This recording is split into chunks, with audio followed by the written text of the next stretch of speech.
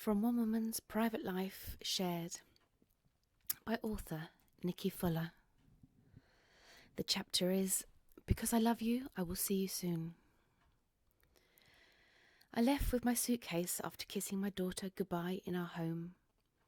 Barely 2 years old, I had decided the best thing for her was not to have me in her life full time. The hardest thing I have ever had to do, and the pain that followed still haunts me today. When you want the best for your child emotionally and financially, and you know you're not the best person to give it, take some strength to stand back, pass the reins to others who you know adore them and will look after them better at that time. At that stage, I wasn't the best person to offer security and was struggling to look after myself, let alone a young child. Did I feel guilty? Yes. Did I miss her? Yes. Every day. Was it the right decision? I don't know. It was just one that I came to at a time when my mind wasn't being very forgiving. When we played together, her laugh would light up the room, and I didn't want that ever to change. And if she had seen me as she grew older, sliding down a wall in desperation and tears, and for her to think that was normal, would have been a darkness that no innocence should ever see. I remained in regular contact, and the bond that we had from when she was born and the months and years that followed was as strong as it ever was, and something that I never took for granted and cherished always. My time with her was always precious. We laughed and played, and we're still very close today. When I had to drop her home, it felt like a part of me was being taken away, and I know now she felt the same. But I cannot turn the clock back, no matter how much I wish things could have been different.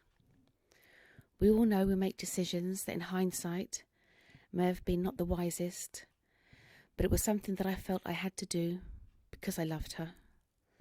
And it's important to me that we tell it to each other often today. And if my darling daughter, you are reading this, never forget how much you mean to me and that I love you very much.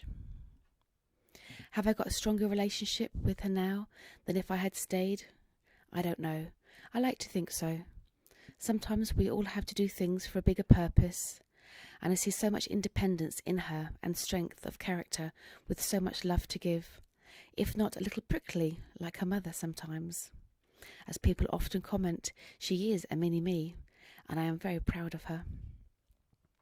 Certainly that part of my life has taught me about what is really important in life and re-educated me on my priorities. Before all the stress and having my own business, I thought that your career and the financial rewards were how you measured success.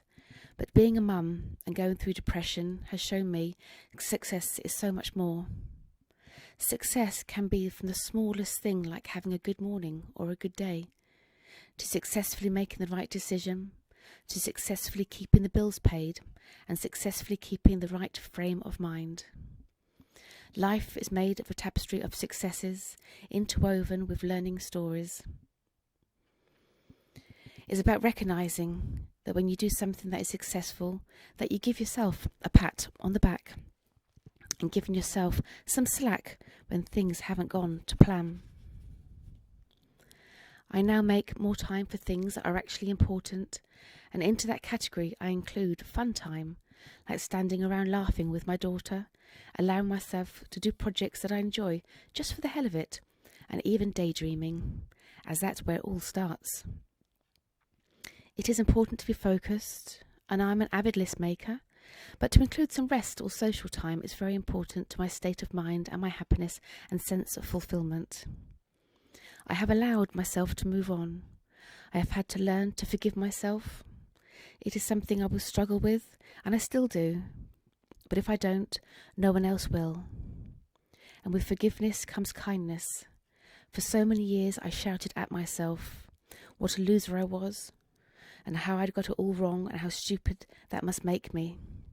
I'd stay angry with myself for days and weeks. I wouldn't do that to a friend, so why would I do that to myself? I shouldn't have. So I've learned to be kinder to myself and settle for being okay some days, and not punish myself if I make a mistake, but try and see what I can learn from it, and if I don't get it right or perfect, just accepting it. After all, most of it won't matter in 12 months' time. It's ironic that such a dark time has shown me so much light and love.